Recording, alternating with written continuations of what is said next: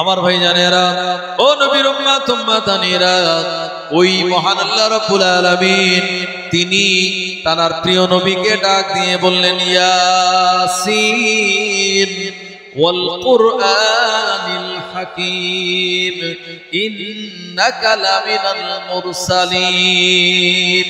একবার বলুন তো, ইয়াসিন কার নাম?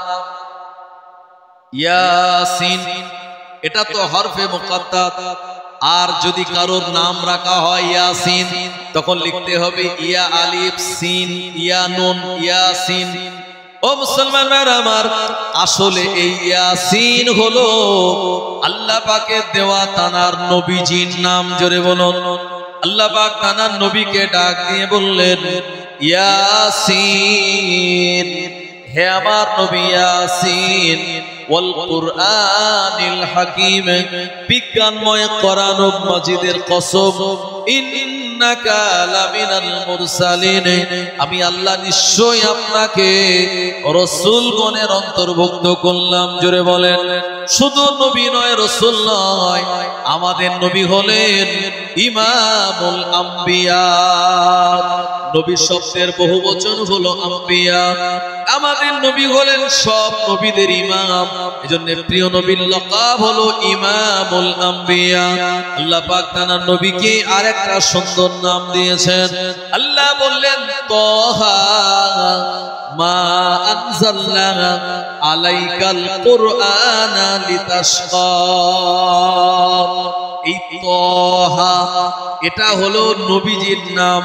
তাহা আল্লাহ পাকের নাম নয়, তাহা হলো আল্লাহ পাকের দেওয়া তার প্রিয় নবীজির নাম। জোরে বলুন। আল্লাহ বললেন, তাহা মা আনজালনা আলাইকাল কুরআনা লিতাশকা। আমি কোরআনুল মাজিদ এই কারণে অবতীর্ণ করে নাই যে কোরআনুল মাজিদের কারণে আপনি কষ্ট পাবেন। ও মুসলমানরা আমার, তৃতীয় নম্বরে আল্লাহ পাক তার নবীকে সুন্দর একটা নাম দিয়ে ডাকলেন, ইয়া আইয়ুহাল মুজাম্মিল কুমিল লাইলা ইল্লা কলিলা। জোরে বলেন সুবহানাল্লাহ। মুজাম্মিল কার নাম? মুজাম্মিল হলো আল্লাহ পাকের দেওয়া তার প্রিয় নবীর নাম। আল্লাহর নবীর উপরে যখন গারে হেরাতে জিবরাইল আলাইহিস সালাম চলে আসলেন, জিবরাইল আলাইহিস সালাম এসে নবীকে বললেন, ইকরা, ও নবী আপনি পড়ুন। আল্লাহর নবী বললেন, মা আনা বিকারিন, আমি তো পাঠক নই। অনেকে ব্যাখ্যা করে বলেন নবী বলেছিলেন আমি পড়তে জানি না। না না না, এমনটা বলা যাবে না। আল্লাহর ফেরেশতা যখন বললেন ইকরা, ও নবী আপনি পড়ুন, আল্লাহর নবী বলেছিলেন মা আনা বিকারিন, মানে আমি তো পাঠক নই। এরপরে জিবরাইল আলাইহিস সালাম আবার বললেন ইকরা, ও নবী আপনি পড়ুন। আল্লাহর নবী বললেন মা আনা বিকারিন, আমি তো পাঠক নই। তৃতীয় নম্বরে বলার আগে জিবরাইল আলাইহিস সালাম আল্লাহর নবীকে জড়িয়ে ধরলেন, আলতো করে চাপ দিলেন সিনার সঙ্গে লাগিয়ে। আমরা যেমন ঈদের ময়দানে মুসাফা করার পরে মুআনেকা করি, হালকা যখন চাপ দিয়ে প্রিয় নবীকে ছেড়ে দিলেন, এ সময় জিবরাইল আলাইহিস সালাম আবার বললেন ইকরা, ও নবী আপনি পড়ুন। আল্লাহর নবী জবানে পড়তে শুরু করে দিলেন, ইকরা বিসমি রাব্বিকাল্লাযী খলাক, খলাকাল ইনসানা মিন আলাক, ইকরা রাব্বুকাল আকরামুল্লাযী আল্লামা বিল কলম, আল্লামাল ইনসানা মা লাম ইয়ালাম। সূরা আলাকের 5 আয়াত প্রিয় নবী জবান দিয়ে বেরিয়ে গেল। আল্লাহর নবী জীবনে কোনদিন জিবরাইল আলাইহিস সালামের চাপ দেওয়ার পরে এমন জবানে তিনি বলেন নাই। প্রথম এমন একটা ঘটনা ঘটার পর আল্লাহর নবী প্রচন্ড ভয় পেয়ে গেলেন, আর গারে হেরা থেকে জাবালে নূর থেকে তানার বিবি খাদিজা রাদিয়াল্লাহু আনহা তানার ঘরেতে চলে গেলেন। ওখানে যাওয়ার পরে বললেন, ও বিবি খাদিজা, জাম্বিলুনি দাসিলুনি, আমায় তাড়াতাড়ি কম্বল দ্বারা আবৃত করো, আমায় কম্বল চাপা দাও। আল্লাহর নবী প্রচন্ড কাঁপতেছিলেন।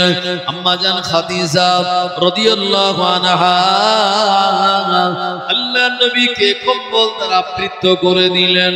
ও মুসলমানেরা আমার, এই রকম কম্বল আবৃতকারী নবীকে লক্ষ্য করে আল্লাহ বললেন, ইয়া আইয়ুহাল মুজাম্মিল কুমিল লাইলা ইল্লা কালিলা, ও কম্বল আবৃতকারী নবী, আপনি উঠুন এবং রাতের কিছু অংশ আল্লাহর ইবাদতের জন্য দাঁড়িয়ে যান।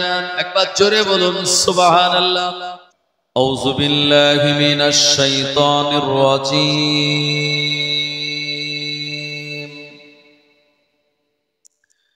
বিসমিল্লাহির রহমানির রহিম। আলহামদুলিল্লাহ আলহামদুলিল্লাহি ওয়া কাফা ওয়া সালামুন আলা ইবাদিহিল্লাযীনা ইসতাফা।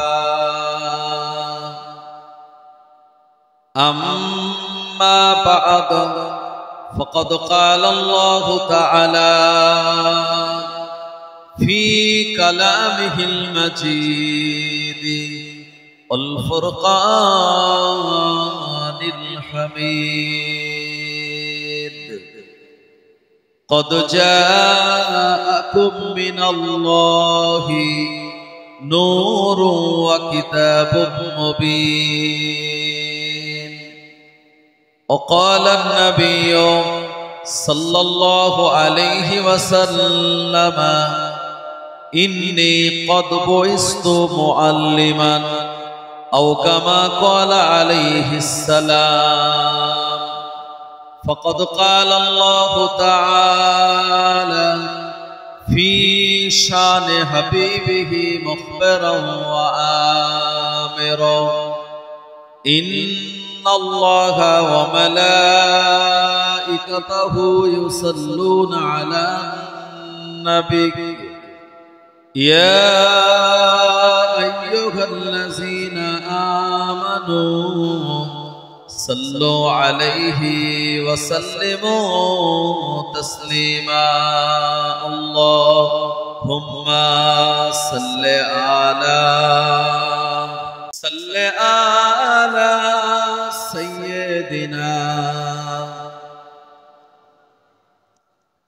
وعلى آل سيدنا. আমার ভাইজানেরা, যখন কোনো বক্তা আলোচনা শুরু করেন তিনি নিজে দরুদ শরীফ পড়েন, আপনাদেরকেও পড়ান। আচ্ছা, এই দরুদ শরীফ পড়াটা কার হুকুম? আল্লাহর হুকুম না নবীর হুকুম না কোন ওলিয়া ওলিয়ার হুকুম? কার হুকুম? স্বয়ং আল্লাহ পাকের হুকুম।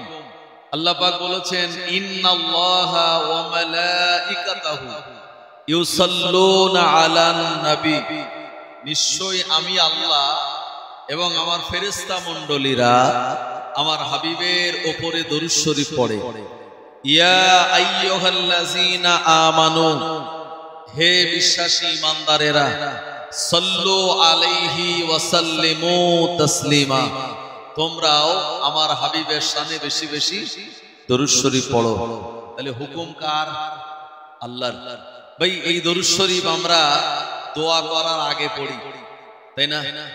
যদি কারো সবরেসানি হয়, জুমার দিনের শেষে যদি মোনাজাত হয়, তার আগে একটু দরুদ শরীফ পড়া হয় কি হয় না? দরুদ শরীফ যদি না পড়ি তো ক্ষতি কি, আর যদি পড়ি তো ফায়দা কি?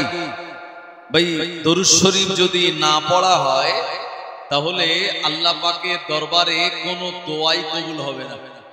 কে বলেছেন? প্রিয় নবীজি বলেছেন। আল্লাহ নবী বলেছেন, আত-দুআউ মাওকুফু বাইনাস সামাই ওয়াল আরদি, প্রতিটা দোয়া আসমান আর জমিনের মাঝখানে ঝুলে থাকে। আল্লাহ পাক এটাকে গ্রহণ করেন না কতক্ষণ? হাত্তা ইউসাল্লিয়া আলাইয়া, যতক্ষণ নবীজির শানে দরুদ শরীফ পড়া না হয়। এজন্য কৃপণতা না করে, লজ্জা না করে নবীজির শানে মহাব্বতে দরুদ শরীফ পড়ুন। এ কারণে নবী বললেন, মান সাল্লা আলাইয়া ওয়াহিদাতান সাল্লাল্লাহু আলাইহি আশারান, একবার দরুদ শরীফ পড়লে 10টা সওয়াব দেবেন কে? আল্লাহ। আর দ্বিতীয় নম্বর ফায়দা হলো এই মজলিসটা আল্লাহ কবুল করবেন নবীর উপরে দরুদ শরীফ পড়ার বদৌলতে। তাই প্রাণ খুলে উচ্চ আওয়াজে মহব্বতের সঙ্গে তেলাওয়াত করুন, আল্লাহুম্মা সাল্লি আলা সাইয়্যিদিনা ওয়া আলা আলি সাইয়্যিদিনা।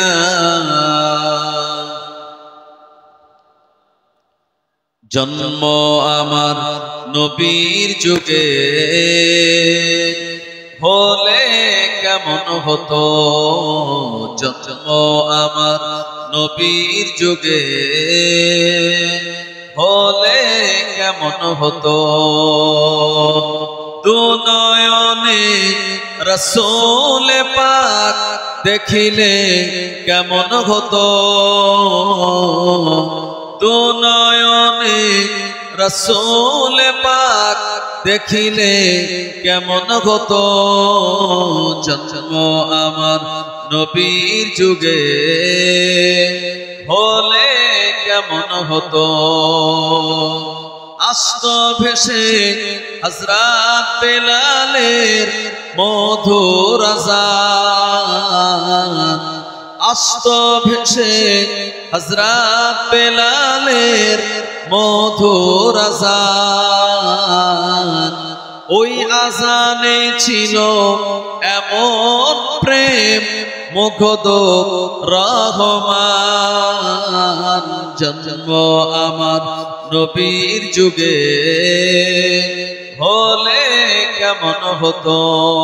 আল্লাহুম্মা সাল্লি আলা সাইয়্যিদিনা ওয়া আলা আলি সাইয়্যিদিনা।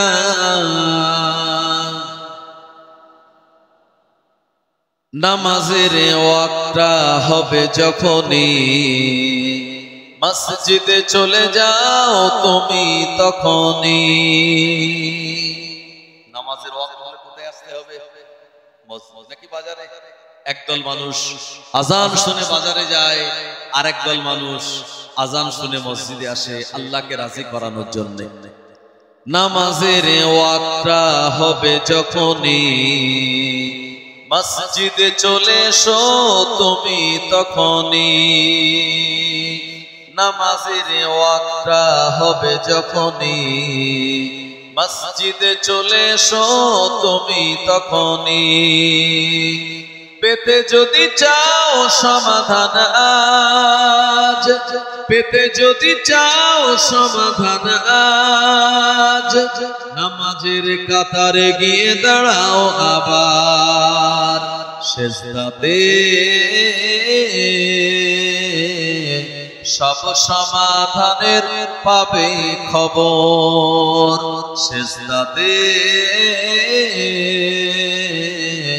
সব সমাধানের পাবে খবর। লা ইলাহা ইল্লাল্লাহ, লা ইলাহা ইল্লাল্লাহ, লা ইলাহা ইল্লাল্লাহ মুহাম্মাদুর রাসূলুল্লাহ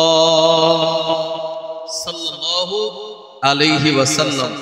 মুআজ্জাজ মুকাররম উলামায়ে কেরাম, আমার সম্মুখে বসে থাকা ডন্ডিরহাট উত্তরপাড়া, নাকি ডন্ডিরহাট উত্তরপাড়া এই এলাকার মসজিদের মুসল্লি, আল্লাহ পাকের কাবা বাইতুল্লাহর হাজী, যাদের উপরে আল্লাহ পাক স্বয়ং রাজি। আমার আগে যিনি আলোচনা করছিলেন জনাব মোহতারাম মাওলানা সাহেব, এবং আপনাদের এই গ্রামের মসজিদের ইমাম, আমার এই ছোটবেলার বন্ধু, আমিনিয়া মাদ্রাসায় একসঙ্গে পড়াশোনা করেছি ভাই হযরত মাওলানা জয়নুল আবেদিন সাহেব, এবং মসজিদ কমিটি, এই জলসার সভাপতি সাহেব, কমিটির জওয়ান যুবক বৃন্দ, মাইকের আওয়াজ শুনতে পাওয়া, বাড়িতে অবস্থান করা আম্মাজান ও বোনেরা, আমরা সম্মিলিত কণ্ঠে মহান আল্লাহ রাব্বুল আলামিনের দরবারে শুকরিয়া আদায় করি যে আল্লাহ পাক আমাদেরকে আরবি 1446 হিজরির তৃতীয়তম মাস মাহে রবিউল আউয়াল চাঁদে নবী দিবসকে কেন্দ্র করে আল্লাহ পাক আমাদের পৃথিবীর ভিতরে উৎকৃষ্টতম জায়গা আল্লাহর ঘর মসজিদ সংলগ্ন একটি সুন্দর জায়গায় বসার মতো মানসিকতা তৌফিক দিয়েছেন যে আল্লাহ, সেই মাবুদের দরবারে শুকরিয়া আদায় করে প্রাণ খুলে উচ্চ আওয়াজে মহাব্বতের সঙ্গে বলুন আলহামদুলিল্লাহ। আরেকটু কষ্ট করে বলুন হামদান কাসীরান তাইয়্যিবান মুবারাকান ফীহি ইয়া রাব্বি লাকাল হামদু কামা ইয়ানবাগি লিজালালি ওয়াজহিকা ওয়া আযীম সুলতানিকা। তারপরে আমরা আমাদের প্রিয় নবী সরকারে দো আলম মুফাখখিরে মওজুদা আফতাবে নবুয়ত খাতামান নবিয়্যিন ইমামুল মুরসালিন শাহেন শাহে মদিনা মক্কার বাতি মদিনার জ্যোতি প্রিয় নবীর রওজায়ে আতাহারে জানাই প্রাণ ভরা দরুদ ও সালামের নজরানা মোহাব্বতের সঙ্গে বলুন সাল্লাল্লাহু আলাইহি ওয়াসাল্লাম। ভাই, এটা হলো নবী দিবসের মজলিস, মিলাদুন নবীর জলসা। তাই আমি আপনাদের কাছে এখানে প্রিয় নবীর সম্পর্কে কিছু আলোচনা রাখবো, আল্লাহ যদি আমায় তৌফিক দেন। ভাই, সর্বপ্রথম আমি কোরআন মাজিদের একটি আয়াতে কারিমা তেলাওয়াত করেছি, যে আয়াতে কারিমা এর আগেও আপনাদের কানে পড়েছে। আল্লাহ পাক শুনিয়েছেন তানার নবীর ব্যাপারে, কদ জাআকুম মিনাল্লাহি নূরুন ওয়া কিতাবুম মুবিন। আমি আল্লাহ তোমাদের কাছে প্রেরণ করেছি দুটি জিনিস। এক নম্বর হলো নূর, যার অর্থ বা মানা মুহাম্মাদুর রাসূলুল্লাহ সাল্লাল্লাহু আলাইহি ওয়াসাল্লাম, ও কিতাবুম মুবিন, কিতাব মানে গ্রন্থ, মুবিন মানে প্রকাশ্য, প্রকাশ্য গ্রন্থ আল কোরআনুল মাজিদ। আল্লাহ পাক এই কোরআনুল মাজিদকে তার প্রিয় নবীর উপরে 22 বছর 5 মাস 10 দিন ধরে তিনি নাজিল করেছিলেন। এবং এই কোরআন শরীফ যেটি হলো আমরা যারা ইসলাম ধর্মের অনুসারী, আমাদের কনস্টিটিউশন, এটি হলো সংবিধান। এই কোরআনুল মাজিদ আমরা যদি সামনে রেখে জীবনটাকে পরিচালনা করতে পারি এবং প্রিয় নবীর আদর্শকে যদি আমরা সামনে রেখে আমরা আমাদের জীবনটাকে ব্যবহার করতে পারি, তাহলে নিশ্চিত চলতে চলতে লাস্ট স্টেশন যেখানে গিয়ে পৌঁছানো যাবে, এই জায়গাটার নাম হলো আল্লাহ পাকের দয়ার জান্নাত। একটু জোরে বলুন সুবহানাল্লাহ। ভাই, আল্লাহ পাক এই দুনিয়ার জমিনে দুটো রাস্তা দিয়েছেন। একটি রাস্তা হলো আসহাবুল ইয়ামিন, যেটি ডান দিকের রাস্তা। এই রাস্তার নেতৃত্ব দিয়েছে আদম শফিউল্লাহ থেকে ঈসা রুহুল্লাহ পর্যন্ত, এবং আমাদের প্রিয় নবী সাল্লাল্লাহু আলাইহি ওয়াসাল্লাম এই রাস্তার নেতৃত্ব দিয়েছেন। এই রাস্তার নেতৃত্ব দিয়েছেন বশিরাত আল্লামা ফুরফুরা শরীফের মুজাদ্দিদুজ জামান। এর রাস্তার নেতৃত্ব দিয়েছেন 22 আউলিয়া গণেরা। এই রাস্তা যদি চলতে পারি, একদিন আল্লাহর দয়ার জান্নাতে আমরা পৌঁছে যাব। জোরে বলেন ইনশাআল্লাহ। আর বাম দিকের রাস্তা যেটা হলো আসহাবুল শিমাল, এই বাম দিকের রাস্তার নেতৃত্ব দিয়েছে কারুন, সাদ্দাত, হামান, নমরুদ, ইবলিস, শয়তানের তৈরি করা এই রাস্তা। এই রাস্তায় চললে, এই রাস্তাটা অনেক আরামের রাস্তা, অনেক শান্তির রাস্তা। এই রাস্তায় চললে মানুষ যেখানে গিয়ে পৌঁছে যাবে, এই জায়গাটার নাম হলো আল্লাহর বানানো আযাবে জাহান্নাম। জোরে বলেন নাউযুবিল্লাহ। এখন আল্লাহ আমাদের একটা করে বিবেক দিয়েছেন, মস্তিষ্ক দিয়েছেন, আর আমাদের সম্মুখে গাইড বুক হলো আল কোরআন। দেখবেন মাঝে মাঝে রাস্তায় রোডে যখন চলবেন, আপনার বসিরহাট ত্রিমোহিনীতে গেলে ওখানে একটা বোর্ড মারা আছে যে বাম দিকে গেলে আপনার বেড়া চাপা, ডান দিকে গেলে আপনার বসিরহাট ব্রিজ, আর এইদিকে আসলে ডন্ডিরহাট বা শাকচুড়া। এই যে রাস্তার মাঝখানে বিভিন্ন সাইনবোর্ড দিয়ে লোকেশন দেওয়া থাকে যাতে মানুষ রাস্তা ভুল না করে। আল্লাহ পাক তিনি আমাদের জন্য যাতে চলার পথ ভুল না হয় আমাদের জন্য গাইড বুক দিয়েছেন আল কোরআন, যেটি আরবি ভাষায়। আমরা সেটি যাতে সঠিকভাবে হয়তো বুঝতে পারবো না, এজন্য এই কোরআন মাজিদের ব্যাখ্যা কোন রকম যাতে ভুল না হয় আল্লাহ পাক প্রিয় নবীকে দুনিয়ার জমিনে পাঠিয়ে দিয়েছেন। ওই নবীর আদর্শ সুন্নাত মেনে যদি জীবন যাপন করতে পারি ইনশাআল্লাহ একদিন আল্লাহর জান্নাতের কাছে আমরা চলে যাব এবং জান্নাতে পৌঁছে যেতে পারবো। এখন প্রিয় নবী সাল্লাল্লাহু আলাইহি ওয়াসাল্লামকে আল্লাহ পাক আমাদের জন্য বিরাট একটা বড় নেয়ামত করেছেন। প্রিয় নবী সম্পর্কে আল্লাহ বলেছেন, ইয়া আইয়ুহান নাবিয়্যু ইন্না আরসালনাকা শাহিদাও ওয়া মুবাশশিরাও ওয়া নাযীরা ওয়া দাঈয়ান ইলাল্লাহি বিইজনিহি ওয়া সিরাজাম মুনীরা। আল্লাহ এই আয়াতে কারিমাতে বলছেন, ইয়া আইয়ুহাল্লাযীনা আমানু।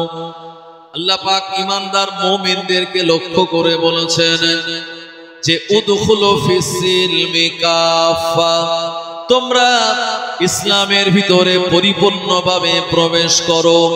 ওয়ালা তাত্তাবিউ খুতুওয়াতিশ শাইতান, আর শয়তানের রাস্তাকে তোমরা অনুসরণ করো না। ও জওয়ানেরা, যুবকেরা, ওই আল্লাহ পাক কোরআন মাজিদে আমাদের নবী সম্পর্কে তিনি জানিয়ে দিয়ে বললেন, ইয়া আইয়ুহান নাবিয়্যু, হে আমার প্রিয় নবী, ইন্না আরসালনাকা শাহিদাও ওয়া মুবাশশিরাও ওয়া নাযীরা। হে আমার প্রিয় নবী, আমি আল্লাহ আপনাকে দুনিয়ার জমিনে পাঠিয়ে দিয়েছি শাহিদ মানে সাক্ষ্যদাতা করে। একবার বলুন, আমরা আজান শুনে মসজিদে গিয়ে সুবহান রাব্বিয়াল আলা বলি, যে আল্লাহ পাককে আমরা সিজদা দেই, ওই আল্লাহকে আমরা দেখেছি নাকি? না না না, কেউ আমরা দেখি না। অথচ আমাদের প্রিয় নবী আল্লাহ রাব্বুল আলামিনের সঙ্গে সরাসরি তিনি দিদার করেছেন। জোরে বলুন সুবহানাল্লাহ। কবি দিদার করলেন?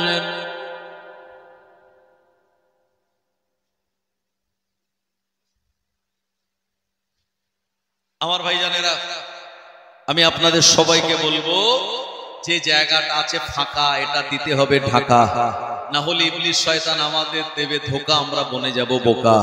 এই মাঝখানে যে গ্যাপ গুলো আছে একটু পূরণ করে একটু সামনে এগিয়ে আসুন। পিছনে অনেকে আসতে পারছে না, জায়গা ভাবছে নেই, বাইরে চলে যাচ্ছে। তাই কমিটির অনুরোধ, আপনারা একটুখানি ফাঁকা জায়গাগুলো পূরণ করে নেন আর একটু আগিয়ে আগিয়ে চলে আসুন। একটু ফাঁকা জায়গাগুলো একটু পূরণ করে একটু আগিয়ে আগিয়ে আসুন। আমার ভাইজানেরা, এই ফাঁকা জায়গাগুলো পূরণ না করলে শয়তান ঢুকে আমাদের দাগা দেবে, আমাদের মনোযোগ ছিন্ন হবে। তাই আলোচনা সঠিকভাবে বুঝতে গেলে একটু জমে জমে বসতে হবে, গায়ে গা মিলিয়ে। কারণ আপনাদের এই জলসায় বসার জায়গাটা খুব সুন্দর। যদি পানি আসে তো আপনারা ভিজবেন না, কারণ ওপরে কংক্রিটের ছাদ।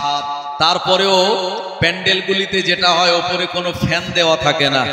আপনাদের যাতে গরম না হয় তার জন্য সিলিং ফ্যানের ব্যবস্থা, এবং নিচে নামাজ পাঠি মুসাল্লা, একটা সুন্দর পরিবেশ। তাই আমি আপনাদের সবাইকে প্লিজ অনুরোধ করব, মাই ডিয়ার কাম হিয়ার, হে প্রিয়, একটু আগে আগে চলে আসুন আর জায়গাগুলো একটু পূরণ করে নিন। জায়গাগুলি ফাঁকা রাখবেন না, এরপরে মানুষের আসবে, বসার জায়গা পাবে না। একটু চলে আসুন ভিতরের দিকে। জি, আমি আপনাদের যে কথাগুলি বলছিলাম একটু মনোযোগ সহকারে শ্রবণ করুন। যে আল্লাহ রাব্বুল আলামিনকে আমরা দেখিনি, আমাদের নবী দেখেছেন। তাই আল্লাহ বলছেন, হাবিব আপনি হলেন শাহিদ, সাক্ষ্যদাতা। নবীজিকে আল্লাহ পাক দেখেছেন কবে? একটু জোরে বলতে হবে, কবে? মেরাজের রাতের বেলা। দেখেছেন কি দেখেননি? ভাই মেরাজ বিশ্বাস করেন তো?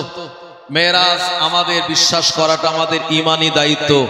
যদি বলেন নবীজির মেরাজ বিশ্বাস করি না, তাহলে আমি এক্ষুনি ফতোয়া দেব আপনি বেঈমান, আপনার ঈমানই নেই।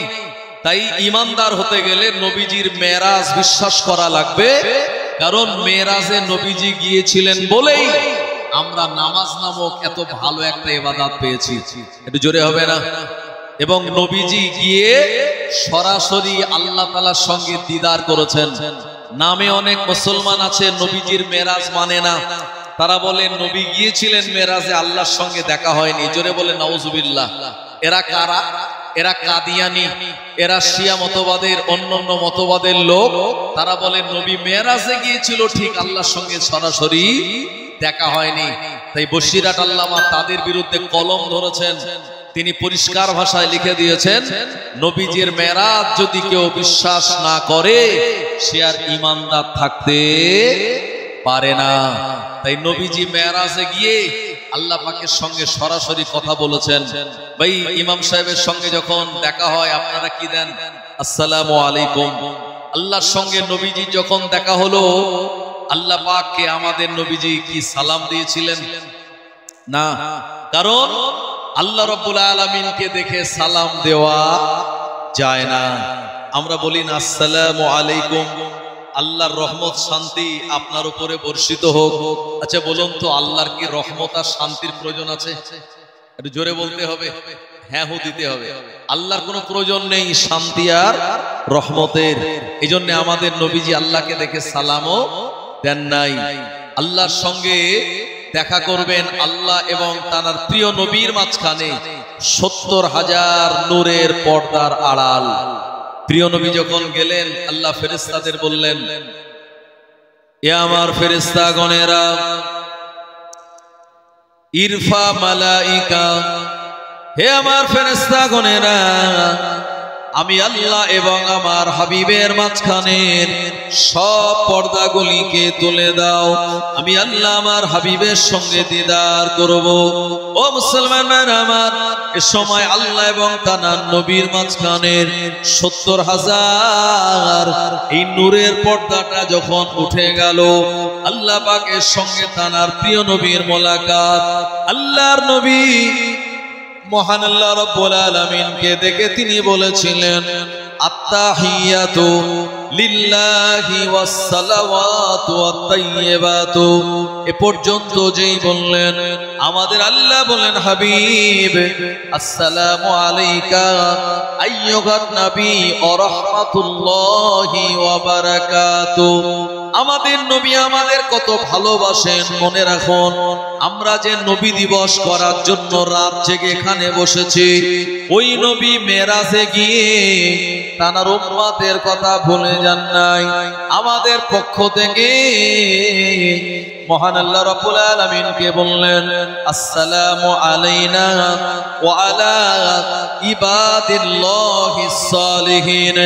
আল্লাহ নবীর এই কথোপকথন শুনে ফেরেশতাগণেরা বলে উঠেছিলেন, আশহাদু আল্লা ইলাহা ইল্লাল্লাহু ওয়া আশহাদু আন্না মুহাম্মাদান আবদুহু ওয়া রাসূলুহু।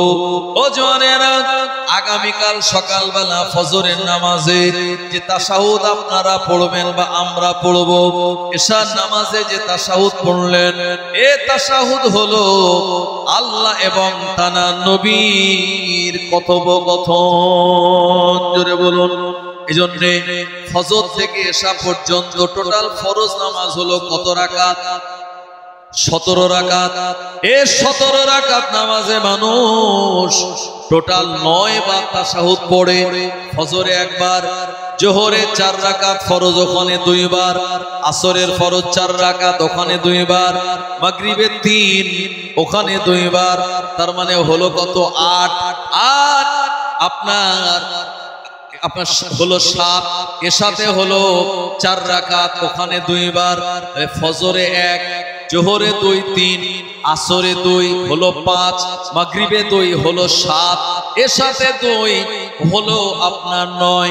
এই ৯ বার সারাদিন ১৭ রাকাত ফরজ নামাজের ভিতরে মানুষ যখন তাশাহুদ পাঠ করে, আমার আল্লাহ ৫০ ওয়াক্ত নামাজের সওয়াব দান করে দেন। আরো জোরে বলেন সুবহানাল্লাহ। এজন্য আল্লাহ বলেন হাবিব আপনি হলেন শাহিদ সাক্ষ্যদাতা। এরপরে আল্লাহ বলেন হাবিব আপনি হলেন মুবাশশিরাত মানে সুসংবাদদাতা। দুনিয়ার জমিনে আমরা জানি আল্লাহ পাক জান্নাত বানিয়েছেন 8টা। কোন জান্নাতের নাম দারুস সালাম, কোন জান্নাতের নাম দারুল করার, কোন জান্নাতের নাম দারুল মাকাম, কোন জান্নাতের নাম জান্নাতুল আদান, কোন জান্নাতের নাম জান্নাতুল মেওয়া, কোন জান্নাতের নাম জান্নাতুল নাঈম, কোন জান্নাতের নাম জান্নাতুল খুলদ। আর সবথেকে হাই র‍্যাঙ্কের জান্নাত হলো আর জান্নাতুল ফিরদাউস। এই জান্নাতগুলি আমরা কেউ দেখি না, অথচ প্রিয় নবী মেরাজে গিয়ে আল্লাহ তাআলা জান্নাতগুলি তিনি পরিভ্রমণ করেছিলেন, জান্নাতের নেয়ামতগুলি তিনি দেখেছিলেন। এজন্য আল্লাহ বলেন হাবিব আপনি হলেন জান্নাতের সুসংবাদদাতা, আপনি হলেন মুবাশশিরাত, আপনি জান্নাতের সুসংবাদদাতা। এরপর আল্লাহ বলেন হাবিব আপনি হলেন নাযীরা মানে ভীতি প্রদর্শনকারী। আল্লাহ পাক তার নাফরমান বান্দা বান্দীদের জন্য আযাবের 7টা জাহান্নাম বানিয়ে রেখেছেন।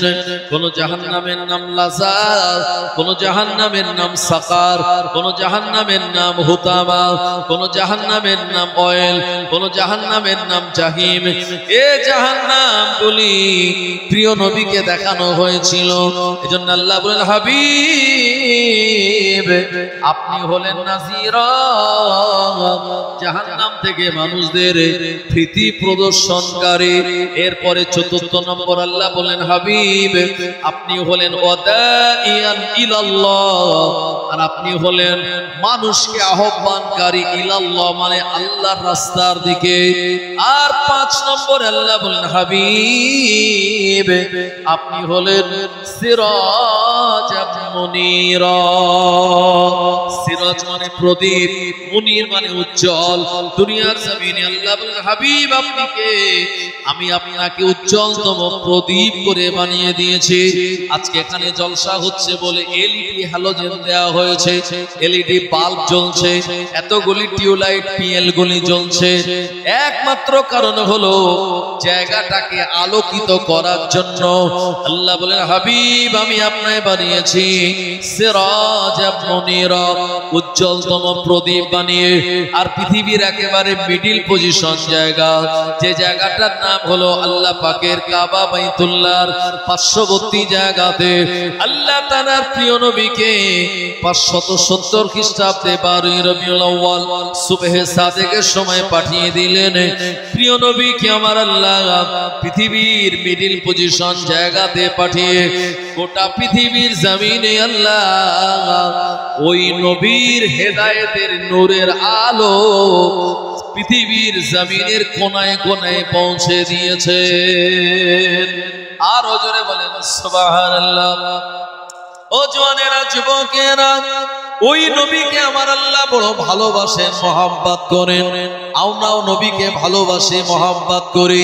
প্রিয় নবী বললেন ওই ব্যক্তিটা ততক্ষণ প্রকৃত মুমিন হতে পারবে না যতক্ষণ সব থেকে সে আমায় না ভালোবাসবে।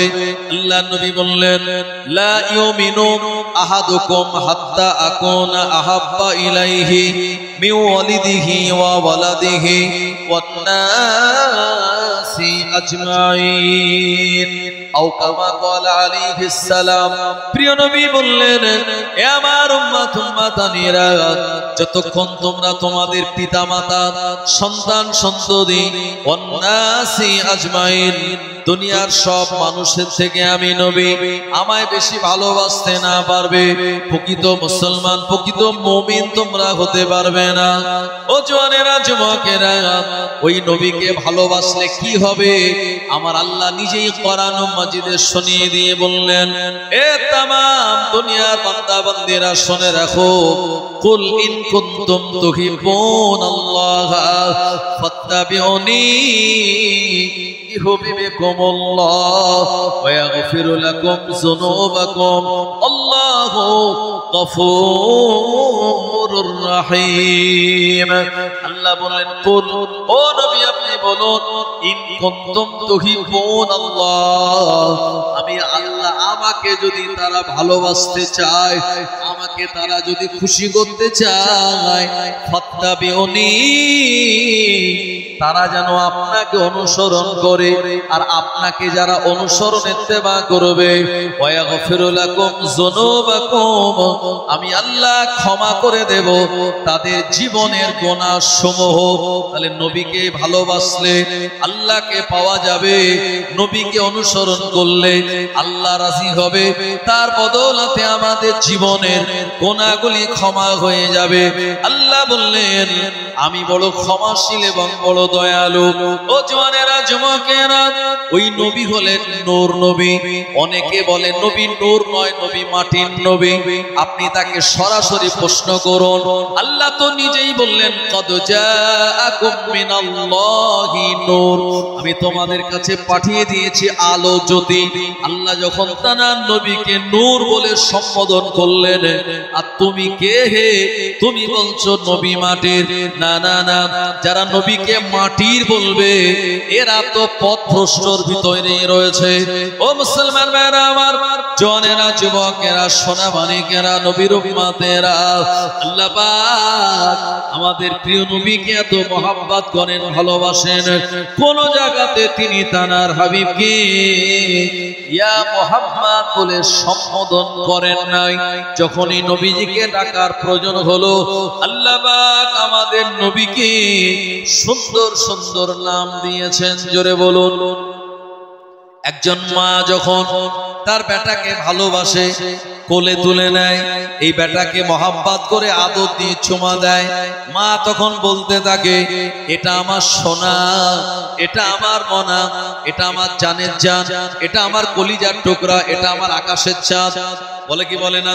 আর মা যে ভালোবাসা দেয়, এ ভালোবাসার ভিতরে কোনো ভেজাল আছে নাকি? কোনো ভেজাল নাই। পিতা মাতা যে ভালোবাসা দেয়, এ ভালোবাসার ভিতরে কোনো ভেজাল নাই। কিন্তু শাশুড়ি যে ভালোবাসা দেয়, তার ভিতরে ভেজাল আছে না নাই? হ্যাঁ আছে।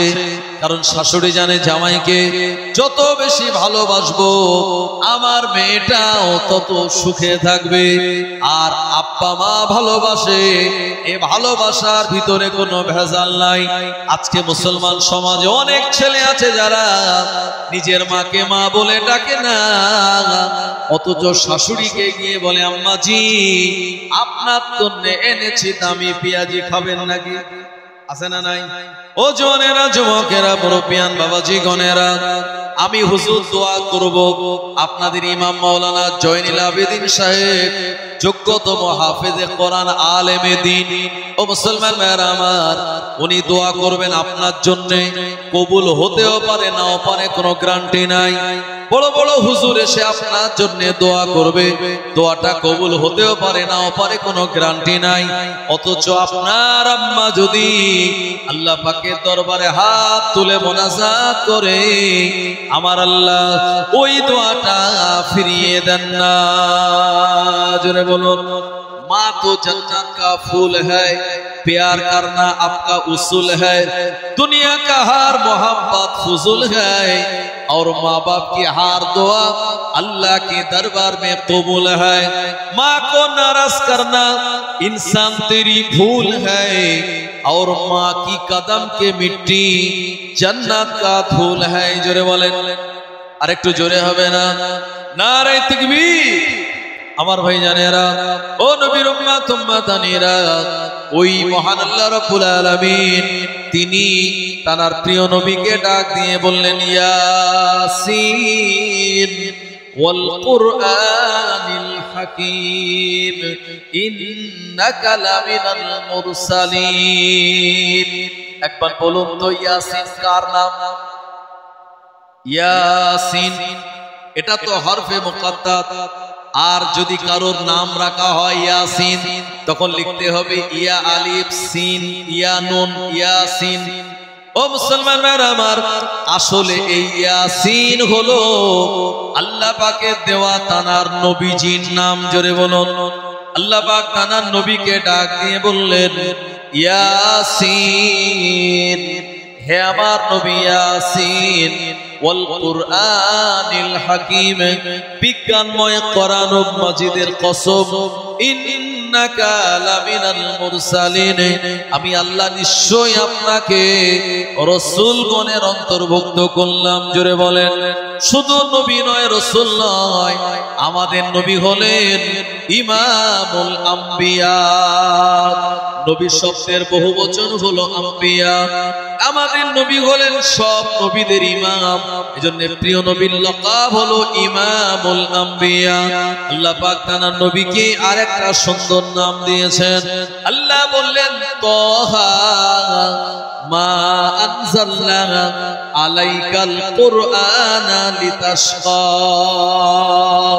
এই তাহা এটা হলো নবীজির নাম তাহা আল্লাহ পাকের নাম নয় তাহা হলো আল্লাহ পাকের দেওয়া তার প্রিয় নবীজির নাম জোরে বলুন আল্লাহ বললেন তাহা মা আনজালনা আলাইকাল কুরআনা লিতাশকা আমি কোরআনুল মাজিদ এই কারণে অবতীর্ণ করে নাই যে কোরআনুল মাজিদের কারণে আপনি কষ্ট পাবেন ও মুসলমানরা আমার তৃতীয় নম্বরে আল্লাহ পাক তার নবীকে সুন্দর একটা নাম দিয়ে ডাকলেন ইয়া আইয়ুহাল মুজাম্মিল কুমিল লাইলা ইল্লা কলিলা জোরে বলেন সুবহানাল্লাহ মুজাম্মিল কার নাম মুজাম্মিল হলো আল্লাহ পাকের দেওয়া তার প্রিয় নবীর নাম আল্লাহর নবীর উপরে যখন গারে হেরাতে জিবরাইল আলাইহিস সালাম চলে আসলেন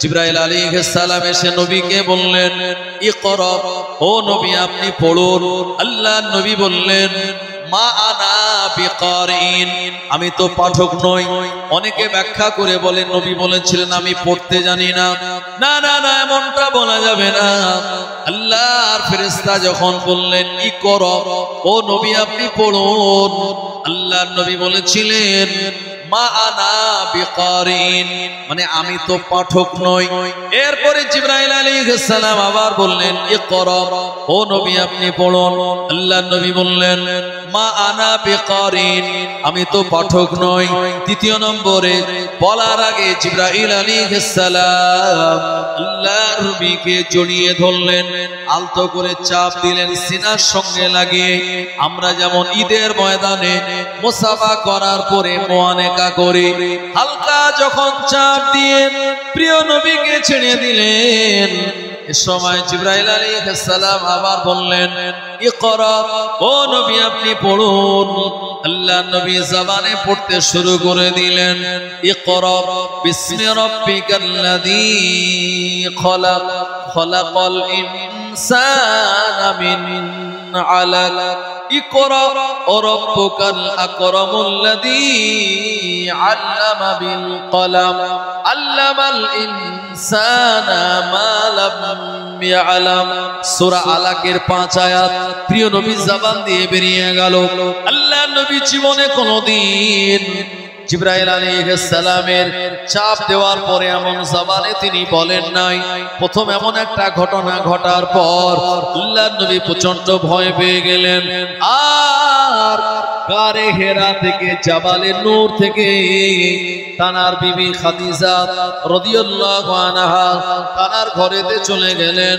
ওখানে যাওয়ার পরে বললেন ও বিবি খাদিজা জাম্বিলুনি দাসিলুনি আমায় তাড়াতাড়ি কম্বল দ্বারা আবৃত করো আমায় কম্বল চাপা দাও আল্লাহর নবী প্রচন্ড কাঁপতেছিলেন আম্মা জান খাদিজা রাদিয়াল্লাহু আনহা আল্লাহর নবীকে কম্বল দ্বারা আবৃত করে দিলেন ও মুসলমানেরা আমার এই রকম কম্বল আবৃতকারী নবীকে লক্ষ্য করে আল্লাহ বললেন ইয়া আইয়ুহাল মুজাম্মিল কুমিল লাইলা ইল্লা কলিলা ও কম্বল আবৃতকারী নবী আপনি উঠুন এবং রাতের কিছু অংশ আল্লাহর ইবাদতের জন্য দাঁড়িয়ে যান একবার জোরে বলুন সুবহানাল্লাহ চতুর্থ নম্বর আল্লাহ তাআলা নবীকে বলেন ইয়া আইয়ুহাল মুদাসসির মুদাসসির মানে হে চাদর আবৃতকারী নবী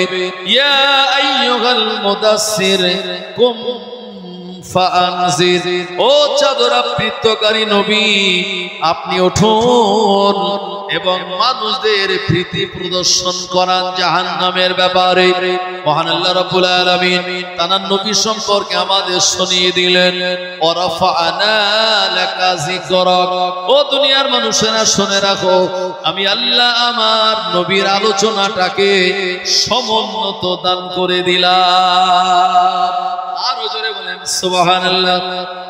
যদি কোনো বক্তা, যদি কোনো আলেমে দ্বীন সে নবী দিবসে নবীজির কথা না বলে সে যদি তার নিজের কথা বলে, আপনারা কি শুনবেন নাকি? সে যদি তার আব্বাজানের কথা বলে শুনবেন নাকি? আপনি বলবেন না না না, আমরা নবীকে ভালোবেসে মহাব্বত করে নবী দিবস দিলাম, নবীজির কথা আপনি কোরআন ও হাদিস ভিত্তিক আলোচনা করুন। বলবেন কি বলবেন না? ও মুসলমানেরা, আমার জনেরা, যুবকেরা, ওই আল্লাহ রাব্বুল আলামিন তার হাবিবকে নিয়ে আলোচনা করেন আসমানে। এজন্য আল্লাহ বলেন, হাবিব ওয়ারাফা'না লাকা যিকরাক, আমি আল্লাহ আপনার আলোচনাকে সমুন্নত দান করলাম। শুধু তাই নয়, আপনি যদি একটা পাসপোর্ট বানাতে চান তাহলে একটা আপনার কারেক্টার সার্টিফিকেট লাগবে পঞ্চায়েত প্রধানের কাছ থেকে। যদি আপনার ছেলেটাকে প্রাইমারি স্কুল থেকে হাই স্কুলে ভর্তি করাতে চান, একটা কারেক্টার সার্টিফিকেট লাগবে কি লাগবে না? আর যদি হাই স্কুল পাস করার পরে কলেজে ভর্তি হয়, কলেজের প্রফেসর বলবেন আপনার বেটার একটা কারেক্টার সার্টিফিকেট নিয়ে আসুন, না হলে কলেজে ভর্তি হওয়া যাবে না। কলেজ থেকে পাশ করে যখন ইউনিভার্সিটিতে যাবে, ইউনিভার্সিটির যিনি ভিসি মানে ভাইস চ্যান্সেলর, তিনিও বলবেন একটা কারেক্টার সার্টিফিকেট লাগবে। আমরা পাসপোর্ট বানাতে গিয়ে বা এক স্কুল থেকে আর এক স্কুলে ভর্তি হতে গেলে যে কারেক্টার সার্টিফিকেট গুলি আমরা যাদের কাছ থেকে নেই, একবার মুসলমান বুকে হাত দিয়ে বলুন তো তাদের কারেক্টার কি ঠিক আছে নাকি? না না, নেই। কারণ মাঝে মাঝে পেপার পত্রিকায় খবর বেরোয় প্রাইমারি স্কুলের হেডমাস্টার মিড ডে মিলের চাল চুরি করতে গিয়ে ধরা পড়েছে। হাই স্কুলের হেডমাস্টার সবুজ সাথী সাইকেল অন্য জায়গায় বিতরণ করে দিয়েছে, বিক্রি করে দিয়েছে। আর পঞ্চায়েত প্রধান যে আমাদের কারেক্টার সার্টিফিকেট দেয়, এই পঞ্চায়েত প্রধানের বিরুদ্ধেও মাঝে মাঝে মানুষ এলিগেশন জমা দেয়, এ বিভিন্ন টাকা ৩৯৬ করেছে। তার মানে আমরা যাদের কাছ থেকে কারেক্টার সার্টিফিকেট নেই তাদের অনেকের কারেক্টার ঠিক নাই। আর অথচ আমার আল্লাহ তার নবীর কারেক্টারটা দুনিয়ার কোন মানুষের হাতে তুলে দেন নাই। আল্লাহ পাক নিজে তার নবীর আদর্শ আর চরিত্র সম্পর্কে সার্টিফিকেট দিয়ে বললেন, ও ইন্নাকা লাআলা খুলুকিন আযীম, আমি আল্লাহ আমার নবীকে উত্তমতম চরিত্র দিয়ে পাঠিয়েছি। জোরে বলেন সুবহানাল্লাহ, আরো জোরে বলেন সুবহানাল্লাহ, নারে তাকবীর। তাহলে নবীজির চরিত্রের সার্টিফিকেট দিলেন কে? আল্লাহ পাক। আমাদের নবী কেমন ছিলেন, নবীজির আখলাক আদর্শ কেমন ছিল, এটা আমাদের একটু গাড়ি বাস্তব জীবনে কাজে লাগাতে হবে। আমরা শুধু নবী দিবস দেব, জলসা মাহফিল শুনবো, এতটুকু নয়, বিশ্ব নবীর আদর্শ আমাদের জীবনের ভিতরে আনতে হবে। আল্লাহ নবীর আদর্শ কেমন ছিল তারা জীবনী যদি আপনি বলেন, একটা কিতাবের নাম বলছি, কিতাবের নাম হলো আর রাহিকুল মাখতুম, লেখকের নাম আল্লামা শফিউল্লাহ মুবারাকপুরী রাহমাতুল্লাহ আলাইহি। উনি বর্ণনা করে বললেন, আল্লাহ নবীর দুনিয়াবি বয়সটা যখন ৩৫ বছর, মানে 35 ইয়ার্স, 35 বছর, এ সময় আল্লাহ পাকের কাবা বাইতুল্লাহর কিছু অংশ ধ্বংসপ্রাপ্ত হলো। কাবা বাইতুল্লাহটা ক্ষতিগ্রস্ত হয়ে গেল।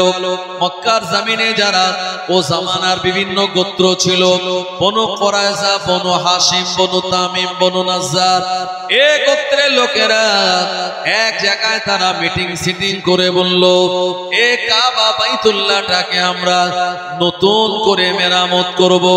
আজকে যেমন আপনারা দেখছেন শুনেছেন ডিবিসি পানি ছাড়ার জন্য আপনার চাপাডাঙ্গা, কাবলে, আরামবাগ, পাঁশকুড়া, মেদিনীপুর, বাঁকুড়া, হুগলির বিস্তীর্ণ এলাকায় বিরাট এক বন্যা, ঠিক কিনা?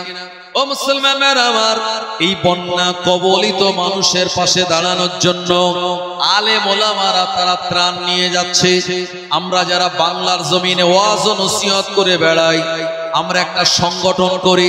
এই সংগঠনটার নাম হলো লেকচারার্স অ্যাসোসিয়েশন অফ বেঙ্গল।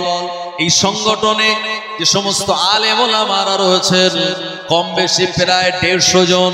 এনারা কেউ 5000, কেউ 3000, কেউ 2000, কেউ 1000 করে টাকা দিয়ে, কেউ বা 10,000 করে টাকা দিয়ে ত্রাণ নিয়ে তারা হুগলির খানাকুলে আজকে গিয়ে ত্রাণ দিয়ে আসা হয়েছে। আপনারা যদি সোশ্যাল মিডিয়া ফলো করেন ওই জায়গায় সংবাদটা পেয়ে যাবেন। অনেকের ঘর বাড়ি নষ্ট হয়ে গেল, অনেকের দুতলা বাড়ি পানির তোড়ে ওই ভিতের তলা থেকে মাটি সরে গিয়ে দুতলা বাড়ি আপনার ভেঙে পড়লো। খবরে দেখেছেন আপনারা। এই রকম তৎকালীন জামানায় মক্কাতুল মুকাররমায় এক প্লাবন হয়েছিল। কাবা বাইতুল্লাহর নিচের অংশ ক্ষতিগ্রস্ত হয়ে গেল। এরা বলল আমরা নতুন করে এটা মেরামত করব। ওরা এক জায়গায় হয়ে ওরা মিটিং সিটিং করে বলল কাবা বাইতুল্লাহ মেরামত করার জন্য আমরা সবাই টাকা পয়সা চাঁদা দেব। ওরা সবাই মিলে চাঁদা দিল। চাঁদা দেওয়ার আগে এজেন্ডা ঠিক হয়ে গেল, এদের নিয়মাবলী ঠিক হয়ে গেল। মক্কার জমিনে তারা ঘোষণা দিল না না না, কাবা বাইতুল্লাহ বানানোর জন্য কোনো চুরি করা টাকা দেওয়া যাবে না, কেড়ে নেওয়া টাকা দান করা যাবে না, বেশ্যাবৃত্তি করা টাকা দেওয়া যাবে না, হক মেরে নেওয়া টাকা দেওয়া যাবে না, মদ বিক্রির টাকা দান করা যাবে না। যে টাকাটা দান করা লাগবে ওটা যেন 100% স্বচ্ছ হালাল হয়। তখন কিন্তু নবীজি কালেমা দাওয়াত বাণী প্রচার করেন না। এইরকম একটা সময়ের কথা বলছি। ও মুসলমান আমার, আপনাদের এই সুন্দর এসি লাগানো মসজিদ, কেউ যদি বলে মসজিদে আমি একটু যাকাতের টাকা দেব, মোতোয়াল্লি নিতে পারবে নাকি? না না না, মসজিদে তো যাকাতের টাকা দেওয়া চলে না। কেউ যদি বলে আমি ফিতরার টাকা মসজিদে দেব, চলবে নাকি? চলবে না। গ্রামে কেউ বদমাইশি করেছে, মাতব্বরেরা জরিমানা করলো, ওই লোক যদি বলে জরিমানা টাকাটা মসজিদে দেব, চলবে নাকি নেওয়া? না না না, চলবে না।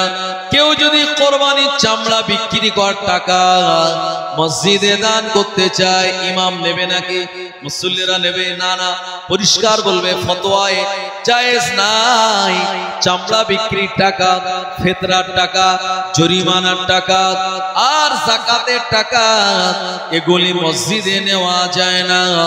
মসজিদে দিতে হয় কেবলমাত্র হালাল দানের টাকা ছাড়া মসজিদে অন্য কোনো টাকা চলে না। ও মুরব্বিয়ান বাবা জীবনেরা, জওয়ানেরা, যুবকেরা, তৎকালীন জামানায় ওরা বলল হালাল স্বচ্ছ টাকা দান করা লাগবে। টাকা পয়সা গুলো উঠলো, কিন্তু না না না, টাকার পরিমাণ কম হওয়ার জন্য কাবা বাইতুল্লাহ আগের মতো পুরনো ভিতের ওপরে তারা বানাবে, এমন টাকা তো তাদের কাছে ওঠে না। কি করা যাবে? ওদের মিটিং সিটিং এর সিদ্ধান্ত হয়ে গেল। ওরা বলল না না না, কাবা বাইতুল্লাহর ভিত আগে যেমন ছিল তার থেকে আমরা ছোট করব, কিন্তু কোনো হারাম 1 পয়সা লাগাবো না। সিদ্ধান্ত পাকা, কমপ্লিট। কাবা বাইতুল্লাহ কে ভাঙবে? কারণ ওদের মনে মনে ভয় লাগলো। এর আগে ইয়ামানের বাদশা আবরাহা 60,000 বাহিনী নিয়ে এই কাবা বাইতুল্লাহ ভাঙতে এসেছিল। আমার আল্লাহ ওই 60,000 হস্তি বাহিনীর উপরে আসমানি গজব নাজিল করে দিয়েছিল। আল্লাহ পাক শুনিয়েছেন, বিসমিল্লাহির রহমানির রহিম, আলাম তারা কাইফা ফাআলা রাব্বুকা বিআসহাবিল ফিল। তোমরা কি দেখোনি আমি আল্লাহ হস্তি বাহিনীর সঙ্গে কিরূপ আচরণ করেছি? আলাম ইয়াজআল কাইদাহুম ফি তাদলিল, আমি আল্লাহ তাদের সব চক্রান্তকে নাশাত করে দিলাম। ওরা ভাবলো কাবা বাইতুল্লাহ ভাঙতে গিয়ে আবার যদি বিপদ হয়, না জানি আমরা তো বাঁচতে পারবো না। একজন বলল, দেখ আমাদের নিয়ত তো ভালো, কাবা বাইতুল্লাহ ভেঙে আমরা নতুন করে বানাবো, নিয়ত আমাদের ভালো, অসুবিধা হবে না। একজন ভাঙতে গেল, এরপরে কাবা বাইতুল্লাহর ইট গুলি পাথর গুলি ভেঙে ভেঙে এক জায়গায় রাখা হলো। রোমান থেকে মিস্ত্রি আনলো, রোমান থেকে মানে রোম দেশ থেকে মিস্ত্রি আনলো। মিস্ত্রিটার নাম হলো বাকুম, খুব ভালো কাজ জানে, নকশা করা কাজ জানে। বললো এই বাকুম নামে মিস্ত্রিটার দায়িত্ব হলো সুন্দর করে কাবা বাইতুল্লাহ বানাবে। ও মুসলমানেরা আমার, কাবা বাইতুল্লাহ পাথরগুলি কাঁথা শুরু হয়ে গেল। গাঁথতে গাঁথতে যে কোনাতে জান্নাতি পাথর হাজরে আসওয়াদ লাগানো হবে, এই জায়গায় এসে সমস্যা বেড়ে গেল। বনু হাসিম, বনু কুরাইজা, বনু নাজ্জার, বনু তামিম, এ গোত্রের সর্দারেরা বলল, এ হাজরে আসওয়াদ পাথরটা আমাদের গোত্রের সর্দার লাগিয়ে দেবে। আরেকজন বলল, না না আমি লাগাবো। আরেকজন বলল, না আমি করব। মানে এক কাজ চারজনই দাবি করলো। এ দাবি করার কারণে ওদের ভিতরে অল্প সময়ের ভিতরে রাগারাগি শুরু হয়ে গেল, ঝগড়া ঝামেলা শুরু হয়ে গেল। কেউ তার দাবি থেকে পিছনে আসবে না, কারণ তারা জানে হাজরে আসওয়াদ কাবা বাইতুল্লাহর গায়ে যে ব্যক্তি লাগিয়ে দেবে, ওই ব্যক্তিটা বিরাট ভাগ্যবান হয়ে যাবে একদিকে, অপরদিকে তার গোত্রের লোকেরা বিরাট সম্মানীয় হয়ে যাবে। এ কারণে সবাই তারা ঝগড়া করা শুরু করে দিল। ও মুসলমানেরা, আমার জওয়ানেরা, যুবকেরা, ওদের ভিতরে একজন লোক ছিল, লোকটার নাম হলো সাফওয়ান। কি নাম বললাম? সাফওয়ান। ভাই সমাজে কিছু লোক আছে যারা সমস্যা হলে ঝাঁপিয়ে পড়ে, ঝাঁপিয়ে পড়ে ওই সমস্যার সমাধান করে দেয়। বললে এই ব্যাপারটা নিয়ে বাড়াবাড়ি করার দরকার নেই, আমি আছি, এক জায়গায় আগামীকাল বসা হবে, বসে ব্যাপারটা মিটিয়ে দেব। কিছু লোক আছে এমন কথা বলে। আর কিছু লোক আছে ও মাঝে মাঝে একটু আগুনে ঘি দিয়ে দেয়, দিয়ে উস্কে দেয়, দিয়ে পরে ঝগড়া আরো বেশি লেগে গেল, ও পাশে দাঁড়িয়ে মজা দেখে। এরকম লোক আছে নাকি? তবে আপনাদের বসিরহাট এলাকায় তো নাই। এখানকার মানুষ মাশাআল্লাহ সব ভালো। আমার ভাইজানেরা, এই কিছু লোক আছে যারা গুড় লাগিয়ে মজা দেখে। এই গুড় লাগিয়ে যারা মজা দেখে, এই কাজটা কি ভালো কাজ না শয়তানি কাজ? শয়তানি কাজ। শয়তান একদিন তার চেলাদের বলছে, দেখবি একটু গুড় লাগাবো, কেমন মজা হবে। তো সাকরেটা বলছে, হ্যাঁ হুজুর দেখি কেমন গুড় লাগিয়ে মজা হয়। শয়তান তখন কি করেছে, আপনার ওই মিষ্টির দোকানে যে ফার্নিচারের গ্লাসে একটু গুড় লাগিয়ে দিয়েছে মিষ্টি। আর মিষ্টি খাওয়ার জন্য কিছু পিঁপড়ে এসছে, আর পিঁপড়ের সঙ্গে কিছু পোকামাকড় এসছে। পোকামাকড় যখন এসছে, পোকামাকড় খাওয়ার জন্য ওখানে টিকটিকি এসছে। আর টিকটিকিকে দেখে ওই জায়গায় চলে এসছে আপনার বিড়াল, আর বিড়ালকে দেখে এসছে কুকুর। আর কুকুর যদি ৩-৪টে এক জায়গায় হয়, ওরা ঝগড়া ঝামেলা না করে থাকবে বলে মনে হয়? জি থাকবেই না। এই জন্য এক আল্লাহর ওলি এক কুকুরকে জিজ্ঞেস করে বলেছিল, তোর ভিতরে ৩টে স্বভাব বিরাট খারাপ। তো কুকুর বলছে, কেন? বললে, ১ নম্বর স্বভাব হলো সবাই যখন ঘুমায় তুই তখন ঘেউ ঘেউ করে মানুষকে রাতের বেলা জাগিয়ে দিস, এটা মোটেও ভালো না। ২ নম্বর হলো যদি ফকির দেখিস, ভিক্ষা টিক্ষা যারা করতে আসে, তাদের দেখলে তুই আওয়াজ দিস খুব জোরে, এ স্বভাবটা তোর ভালো না। আর ৩ নম্বর হলো যখন কেউ কিছু জোগাড় করে রেখে দেয় কাঠকুটো, আর সেখানে গিয়ে তুই ঠ্যাং তুলে পেশাব করে দিস, দেন নাপাক করে দিস, এ কাজটা তোর ভালো না। কুকুর বলছে, আল্লাহর ওলি, এই ৩টে কাজ আপনি যেটা খারাপ বলছেন, এর পিছনে আমার যুক্তি আছে। তো আল্লাহর ওলি বলছে, কিসের যুক্তি? বললো, ওই যে আমি ঠ্যাং তুলে উঁচু জায়গায় পেশাব করি, জমিনে করি না, কুকুর দেখবেন সাবালক হওয়ার পর আরো এমনি জমিনে পেশাব করবে না, যেখানেই পেশাব করবে ঠ্যাং তুলে সেখানে পেশাব করবে। এই কুকুর বলল, আল্লাহর নবী শুনিয়েছেন, ওয়াজুইলাত আরদু কুল্লাহা মসজিদুন, টোটাল পৃথিবীর জমিনটা হলো মসজিদ স্বরূপ উম্মতে মুহাম্মাদির জন্য। 7টা জায়গা আছে, যে জায়গা বাদ দিয়ে সব জায়গায় নামাজ হবে। আমি যদি পেশাব করে দিই জায়গাটা নাপাক হবে, তাই আমি জমিনে পেশাব না করে উঁচু দেওয়ালে কাঠকুটো বস্তায় পেশাব করি। এরপরে বলল আল্লাহর ওলি যে তুই রাতের বেলা সবাই যখন ঘুমায় ডাকিস কেন? বলল যে রাতের বেলা এ কারণে আমি ডাকি, মহান আল্লাহ রাব্বুল আলামিন তিনি রাতের শেষ ভাগে প্রথম আসমানে অবতরণ করেন, বান্দা বান্দীদের ডেকে ডেকে বলেন, এ আমার বান্দা বান্দীরা, আছো কে গুনাহগার? আমার কাছে দোয়া চাইবে, আমি গুনাহ ক্ষমা করে দেব। আছো কে অভাবী? আমার কাছে বলবে, আমি আল্লাহ অভাব দূর করে দেব। আছো কে অসুস্থ? আমার কাছে বলবে, আমি সুস্থ করে দেব। বান্দারা আল্লাহকে না ডেকে নামাজ কালাম না পড়ে এ সময় তারা গভীর ঘুমে মগ্ন থাকে। আমি নিকৃষ্ট জানোয়ার কুকুর ডেকে ডেকে তাদের জাগিয়ে দিয়ে আমার ভাষায় বলতে থাকি, আর ঘুমিও না, তাড়াতাড়ি ওঠো, আল্লাহর ইবাদতে মগ্ন হও। কিন্তু মানুষ আমার কথা বোঝে না, রাতের বেলা তারা ইবাদত করতে ওঠে না। আল্লাহর ওলি বললেন, তোর কথা যুক্তি আছে। 3 নম্বরে বল, ফকির দেখলে কেন তুই ডাকাডাকি করিস? কুকুর বলল, ফকির গলি মানুষের কাছে ভিক্ষা বৃত্তি করে, অথচ প্রিয় নবী বললেন ভিক্ষা করা হলো জায়েজ কাজের ভিতরে সবথেকে নিকৃষ্ট কাজ। আমি আমার ভাষায় ফকিরকে বলতে চাই, এ সায়েল, এ ভিক্ষুক, না না না, দুনিয়ার কোন মানুষের কাছে নয়, আল্লাহ রাব্বুল আলামিনের কাছে তুমি হাত পাতো। আল্লাহ পাক নিজেই বলেছেন, ইন্নাল্লাহা ইয়ারযুকু মান ইয়াশাউ বিগাইরি হিসাব। আমি আল্লাহ হলাম তামাম মাখলুকাতের রিজিক দাতা অগণিত। সুতরাং আমি ফকিরকে বলতে চাই, তুই ওই মানুষের কাছে হাত না পেতে আল্লাহর কাছে পাত। কিন্তু ফকির তা বোঝে না, এ কারণে আমি ডাকাডাকি করি। ও মুসলমান ভাইরা, মাঝে কথা বলতেছিলাম, মিষ্টির দোকানের ফার্নিচারে গুড় আর বিড়াল, তারপরে বিড়াল দেখে কুকুর যখন এক জায়গায় হলো, ওরা নিজেদের ভিতরে ঝগড়া ঝামেলা শুরু করে দিল। একটা বাচ্চা ছেলে একটা কুকুরকে লক্ষ্য করে ইট মারলো। এ পাথরটা ইট গিয়ে ওই ফার্নিচারের কাঁচে লেগে 5 কাঁচটা ফ্র্যাকচার হয়ে গেল, ভেঙে গেল। দোকানদার একটা লাঠি বের করে দোকানদার ওই বাচ্চা ছেলেটার মাথায় মারলো, আর বাচ্চা ছেলেটা অজ্ঞান হয়ে পড়ে গেল। এ বাজারে মার্কেটে যত লোক থাকে, একদল যারা বাচ্চাটার পক্ষে দাঁড়িয়ে গেল, আর একদল লোক মিষ্টির দোকানদারের পক্ষে দাঁড়াই গেল। 2 দলে বিরাট ঝগড়া ঝামেলা শুরু হয়ে গেল, মারপিট শুরু হয়ে গেল। শয়তান বলল, দেখ একটু গুড় লাগিয়েছি, তারপরে কেমন খেল শুরু হয়েছে। জোরে বলেন নাউজুবিল্লাহ।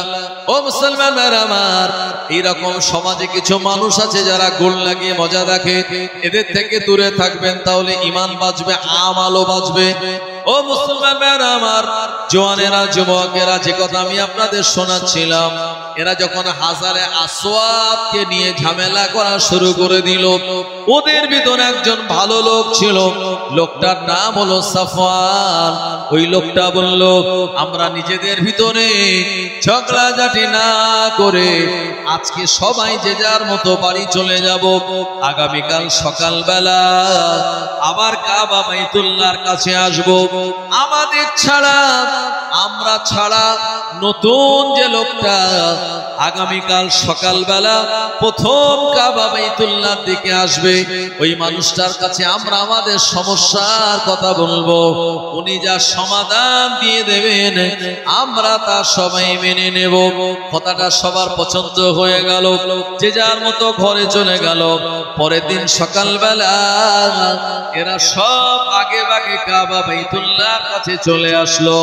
ওরা রাস্তার দিকে তাকিয়ে তাকিয়ে দেখে আমরা ছাড়া আমাদের ব্যতীত নতুন কোন মানুষটা এই জায়গাতে আসে।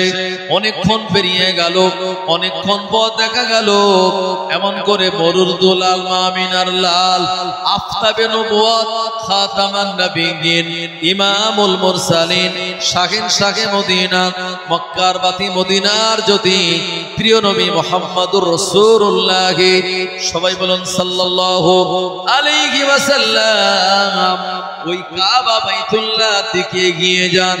ওরা আমাদের নবীকে দেখে বলল মারহাবা মারহাবা হাযা রাবিনা আমিনুন হাযা মুহাম্মদ ইবনে আব্দুল্লাহ। আল্লাহর নবী যখন গেলেন এ সময় তারা সমস্যার কথা বলল। আল্লাহর নবী বললেন এ মক্কার মানুষেরা একটা ভালো কাজ করতে গিয়ে নিজেদের ভিতরে তোমরা ঝগড়া ঝামেলা করো না। এ সময় আল্লাহর নবী বললেন কি সমস্যা তোমাদের? ওরা সমস্যার কথা বলল। নবীজি বললেন আমি সমাধান করে দিচ্ছি। এ কাবা বাইতুল্লাহ বানানো ভালো কাজ, ঝগড়া করাটা খারাপ কাজ, ফিতনা করাটা জঘন্যতম অপরাধ। প্রিয় নবী আমার একখানা চার কোনা বিশিষ্ট চাদর আনতে বললেন।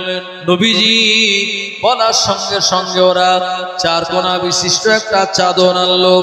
এই চাদরের মাঝখানে আমার নবী ওই হাজরে আসওয়াদ পাথরটাকে চাদরের মাঝখানে তিনি রাখলেন।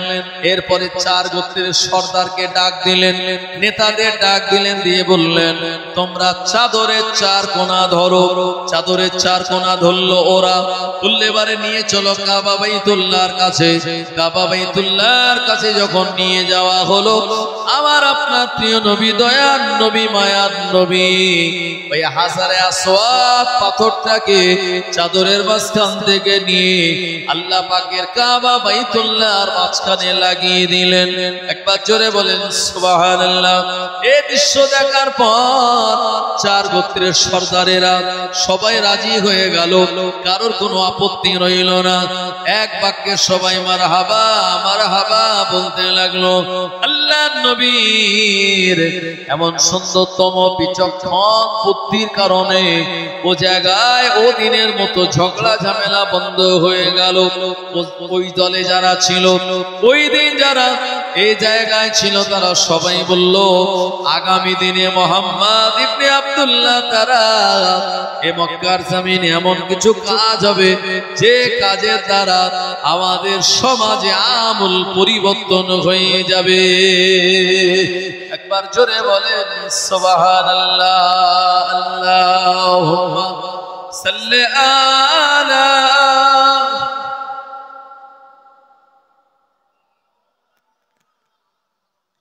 ওয়া আলা আলি সাইয়্যিদিনা।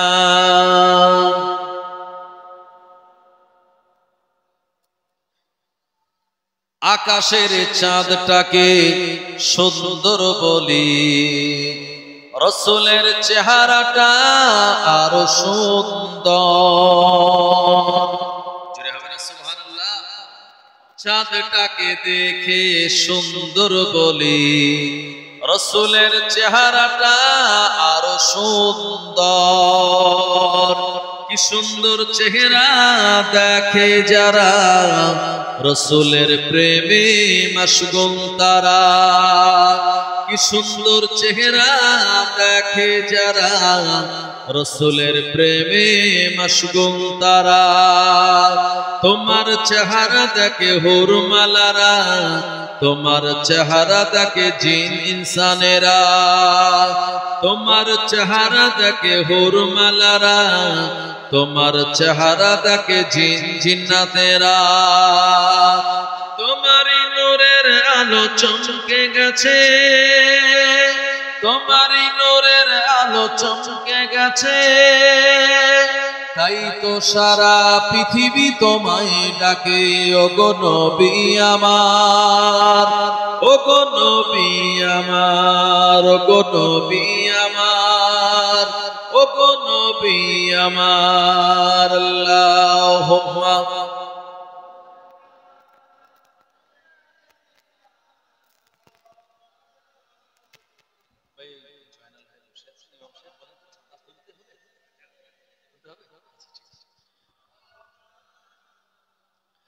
নবীজি যখন মদিনায় যায় বাচ্চারা তখন ওয়েলকাম জানায়। নবীজি যখন মদিনায় যায় বাচ্চারা তখন ওয়েলকাম জানায়। তলা আল বাদরু আলাইনা কয় মিন সানিয়াতিল বিদা জানায়। নবীজি যখন মদিনায় যায় বাচ্চারা তখন ওয়েলকাম জানায়। তলা আল বাদরু আলাইনা কয় মিন সানিয়াতিল বিদা জানায়। আল্লাহুম্মা সাল্লি আলা সাইয়্যিদিনা ওয়া আলা আলি সাইয়্যিদিনা। আমার ভাইজানেরা, জওয়ানেরা, যুবকেরা, আমার আলোচনার যে সাবজেক্ট সেটা হলো আল্লাহ পাক কোরআন মাজিদের বিভিন্ন আয়াতে তার নবী সম্পর্কে সুন্দর সুন্দর কথা বলে নবীর শান ও মান মর্যাদা কত বুলন্দ তিনি সেটা বলেছেন। আমি সেখান থেকে আপনাদের কোরআন মাজিদের আয়াতগুলি তুলে তুলে আপনাদেরকে বোঝানোর চেষ্টা করেছি। আল্লাহ আমাদের নসিবকে অনেক বড় করেছেন। हमको नबी मिला तो रहमत लिल आलमीन मिला, और इमाम मिला तो इमाम आज़म नुअमान बिन साबित मिला, और ओली मिला तो मुजद्दिद ज़मान मिला, और पीर मिला तो बशीरात अल्लामा मिल गया। जोरे बोलेन আপনারা বসিরাটের মানুষ, আপনাদের কপাল অনেক বড়, আপনাদের ভাগ্য অনেক বড়। এই বসিরাটের জমিনে বড় বড় আল্লাহর ওলিরা শুয়ে আছেন। এই বসিরাটের জমিন জিয়ারত করার জন্য পশ্চিমবঙ্গের বিভিন্ন জেলা থেকে মানুষের আসে আল্লামা হুজুরের মাজার জিয়ারত করতে। বসিরাটের শাহ আলী রহমাতুল্লাহ আলাইহি বাঘের পিঠে চড়ে বেড়াতেন তানার মাজার জিয়ারত করতে। দরগাপুরি আপনার দরগাপুরি হুজুর রহমাতুল্লাহ আলাইহির মাজার জিয়ারত করতে আপনাদের বসিরাট সাব ডিভিশনে অসংখ্য আল্লাহর ওলিয়া উলিয়াদের এখানে চারণ ভূমি। এই বসিরাট ওলিয়া উলিয়াদের আস্থানা, একবার জোরে বলা যাবে না সুবহানাল্লাহ। এই জন্য পশ্চিমবঙ্গের যেখানেই যান যদি বলেন আমার বাড়ি বসিরহাট আর দ্বিতীয় কোনো জায়গার নাম বলতে হবে না, একবারই চিনে যাবে আল্লামা হুজুরের এলাকা। এই জন্য আপনাদের কপাল অনেক বড়। এই জন্য এই এলাকার মানুষের ইমান আমান অনেক মজবুত। আপনাদের ইমানের জজবা অন্য এলাকার মানুষের থেকে অনেক পাওয়ারফুল, কারণ আপনারা শরীয়তের মাসলা মাসাইল, শরীয়তের নিয়ম ও কানুন আপনাদের অনেক জানা। এই জন্য অন্য অন্য এলাকার আলেমেরা বসিরহাট এসে জলসা করতে ভয় পায়। কেন জানেন? বলে ওখানে গিয়ে যাতায়াত ওয়াজ করলে যারা সাধারণ শ্রোতা তারা ধরবে আর আমাদের বলবে হুজুর এটা কেন বলে। এই জন্য সব আলেমেরা বসিরহাটে আসতে ভয় পায়, তারা ওয়াজ করতেও তাদের বুক কাঁপে। কিন্তু আমি বসিরহাটের জমিনে এখানে অবস্থান করেছি, তাই জানি যে বসিরহাট এই এলাকার মানুষেরা অত্যন্ত জ্ঞানী। সেই জন্য আমি আপনাদেরকে বলবো সুন্দর এই নবী দিবসের আয়োজন আপনারা করেছেন, যেটা অত্যন্ত প্রশংসার দাবি রাখে। তাই আগামী বছর এই নবী দিবসটা হবে না, বন্ধ হয়ে যাবে। জোরে বলেন, সবাই বলছেন, একটু হাত তোলেন তো, জোরে হাত তোলেন তো। নারে তাকবীর, নারে তাকবীর। বিশ্ব নবী দিবস